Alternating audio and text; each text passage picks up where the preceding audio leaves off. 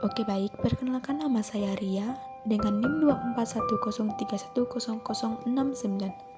Di sini saya akan menjelaskan pengertian dari fonologi.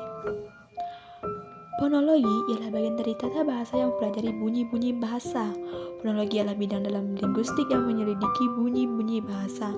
Fonologi ialah bidang linguistik yang mempelajari, menganalisis, dan membicarakan runtutan bunyi-bunyi bahasa yang secara etimologi terbentuk dari kata fon, yaitu bunyi, dan log, yaitu ilmu.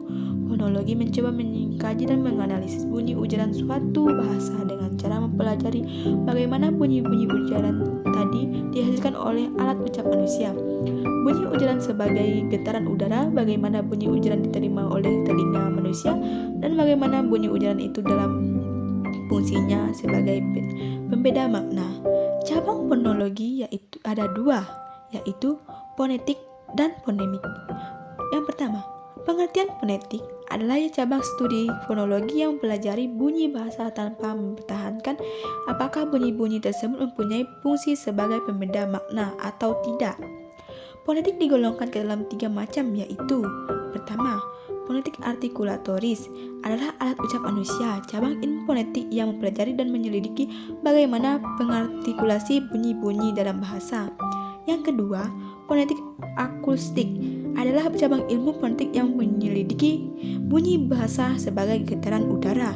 Contohnya, alat musik seperti gitar, biola, gendang, dan lain-lain. Yang ketiga, fonetik auditoris adalah cabang ilmu fonetik yang melakukan penyelidikan tentang cara-cara penerimaan bunyi bahasa oleh telinga manusia. Contohnya, bunyi yang dihasilkan oleh guntur, angin, dan ombak. Yang fonemik adalah cabang studi fonologi yang mempelajari bunyi bahasa dengan memperhatikan fungsi bunyi tersebut sebagai pembeda makna. Untuk jelasnya, kalau kita perhatikan baik-baik, ternyata bunyi I yang terdapat kata-kata intan, angin, batik adalah tidak sama. Alat ucap. Yang pertama, udara yang dilarikan keluar dari paru-paru. Yang kedua, artikulator, bagian dari alat ucap yang dapat digerakkan atau digeserkan untuk menimbulkan suatu bunyi. Yang ketiga, titik artikulasi, bagian dari alat ucap yang menjadi tujuan sentuh dari artikulatoris. Dan ada 25 alat ucap manusia. Yang pertama, paru-paru berfungsi sebagai memiliki fungsi diantaranya pertukaran gas, menjaga suhu atau kelembaban tubuh, melindungi tubuh dari infeksi, penyeimbangan pH, dari melindungi indera penciuman, membantu pembicaraan, dan peran dalam metabolisme, peran dalam peredaran darah. Yang kedua, batang tenggorok faringal berfungsi sebagai saluran udara penyaring kotoran, memperlancar batuk, membantu berbicara. Yang ketiga, pangkal tenggorok laringal berfungsi sebagai melindungi seluruh udara bawah, menghasilkan udara menutup tenggorok saat makan. Yang keempat, pita suara berfungsi berbicara, bernyanyi, dan bernapas, menelan, mengatur tekanan di paru-paru dan seluruh napas, mengontrol nada suara, mengatur volume suara. Yang kelima, krikoid berfungsi menjaga potensi jalan napas, membentuk bagian dari laring, dan menyediakan titik pelekatan untuk otot-otot utama, ligamen, dan tulang rawan. Yang keenam, tiorit berfungsi mengatur laju metabolisme, mengatur laju menggunakan kalori oleh tubuh, mengatur detak jantung, mengatur suhu tubuh, pengaruhi perkembangan otak, mengendalikan kontraksi otak, mengatur perawatan kulit dan tulang. Yang ketujuh, arytenoid menggerakkan pita suara sehingga memungkinkan pita suara untuk berkontraksi dan rileks. Yang kedelapan, yaitu dinding rongga tenggorok berfungsi. Laring berfungsi untuk melindungi saluran pernapasan bagian bawah agar makanan tidak tersedot ke dalam Trakea menghubungkan laring dengan bronkis. Trakea berfungsi untuk menyaring partikel yang melengking terbawa udara sebelum masuk ke paru-paru. Yang kesembilan, epiglotis berfungsi meliputi pintu masuk laring saat menelan sehingga makanan dan cairan tidak masuk ke tenggorokan dan paru-paru. Yang 10, akal lidah berfungsi sebagai penggerak lidah, misalnya saat berbicara atau mengunyah makanan. Yang ke-11, pangkal lidah berfungsi membantu menelan makanan dan mengarahkannya ke kerongkongan. Yang ke-12, tengah lidah berfungsi merasa semua rasa.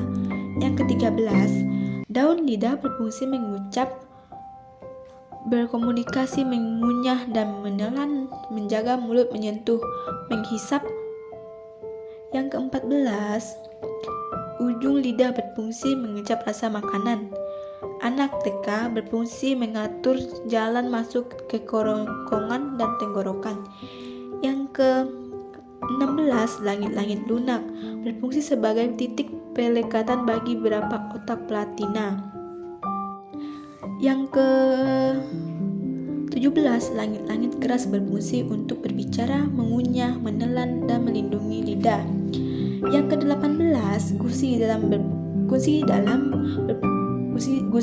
berfungsi melindungi akar gigi dan tulang rahang, menopang gigi agar tetap kokoh dan pada tempatnya, menjaga kesehatan mulut secara keseluruhan. Yang ke-19, gigi atas berfungsi sebagai menggigit, memotong, dan mengunyah makanan. Yang ke-20, gigi bawah berfungsi menghancurkan makanan. Nomor 21, bibir atas berfungsi berbicara dan bergerak. Yang ke-22, bibir bawah berfungsi untuk melunasi jaringan dan rekonstruksi bibir atas. Yang ke-23, mulut berfungsi untuk bernapas, berkomunikasi, mengecap, dan membentuk ekspresi wajah. Yang ke-24, rongga mulut berfungsi sebagai perencanaan seluruh napas, komunikasi, indera pengecap, reseptor sensorik. Terakhir, rongga hidung berfungsi penciuman, pernapasan, penyaringan udara, menghangatkan dan menambahkan udara, melindungi seluruh pernapasan. Kita lanjut ke konsonan. Jenis-jenis bunyi. Konsonan adalah bunyi bahasa yang dihasilkan dengan menghambat aliran udara pada suatu tempat di saluran udara di atas glotis. Bunyi bahasa yang dapat berada pada tepi suku kata dan tidak sebagai inti suku kata. Fonem yang mewakili bunyi tersebut. Bunyi konsonan dapat digolongkan berdasarkan 3 kriteria: posisi pita suara, tempat artikulasi, dan cara artikulasi. Berdasarkan posisi pita suara, berfungsi bahasa dibedakan ke dalam 2 macam, yakni bunyi bersuara dan bunyi tak bersuara. Bunyi bersuara terjadi apabila pita suara hanya terbuka sedikit hingga terjadilah getaran pada pita suara itu.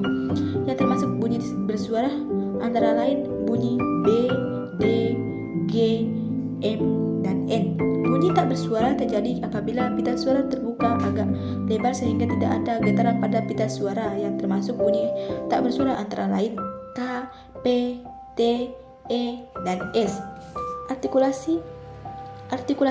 Konsonan bila adalah konsonan yang terjadi dengan merapat kedua belah bibir, misalnya bunyi P dan M. Konsonan labiodental adalah bunyi yang terjadi dengan cara merapatkan gigi bawah dan bibir atas, misalnya F. Konsonan laminoalveolar adalah bunyi yang terjadi dengan cara menempelkan ujung lidah linguis, misalnya T dan D. Kualitas semivokal bukan hanya ditentukan oleh titik artikulasi, tapi ditentukan oleh bangun mulut atau sikap mulut, misalnya vokal U, yang merupakan vokal bundar.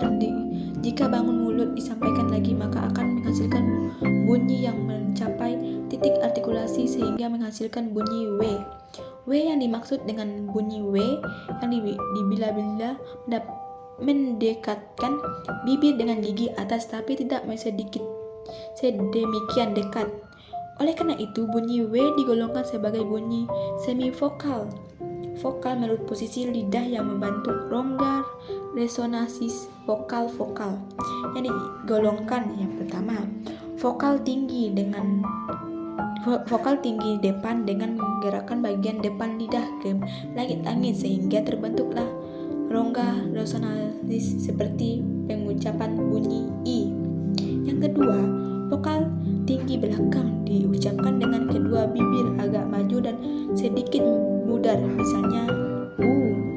Yang ketiga, vokal sedang dihasilkan dengan menggerakkan bagian depan dan belakang lidah ke arah langit-langit sehingga terbentuk ruang resonal antara tengah lidah dan langit-langit, misalnya vokal E.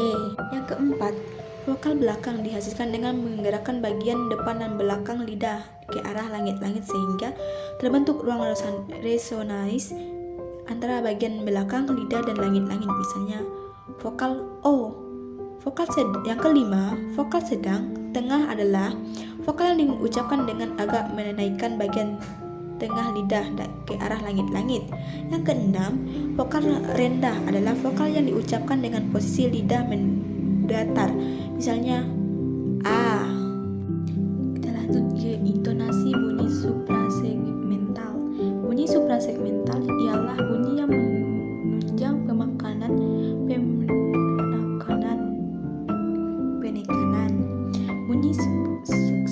Bunyi suprasegmental adalah beberapa jenis, yaitu intonasi ekspresi dan kinestis, di mana intonasi itu adalah jeda, tempo, tekanan, nada, dan irama, sedangkan ekspresi adalah mimi atau tekstur ketika manusia mengucapkan sesuatu, dan kinesis adalah gerakan organ tubuh, mata, tangan, kaki, kepala, dan lain-lain.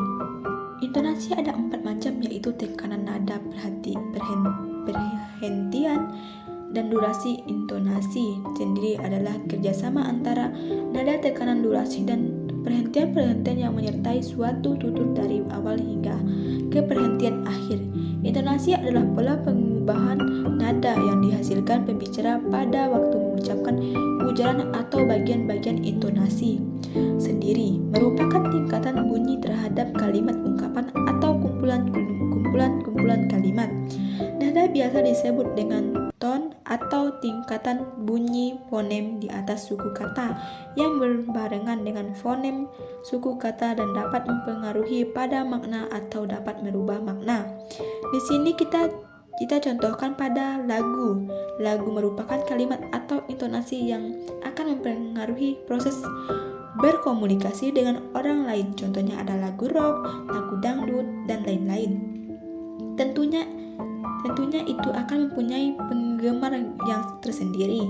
Nah, di situ terdapat intonasi yang kurang sesuai akan menyebabkan kesalahpahaman dalam berkomunikasi.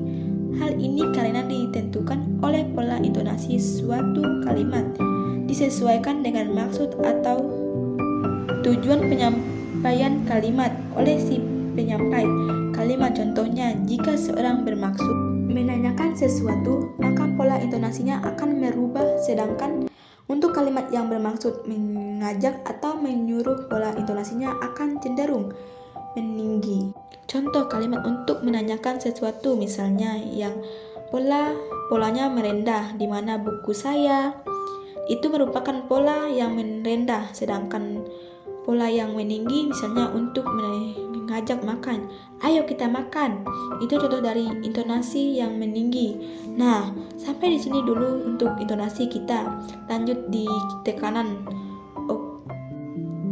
Dalam bunyi suprasegmental kali ini kita akan mempelajari tentang tekanan. Tekanan ada 3 macam, yaitu tekanan distinktif dengan non-distinktif.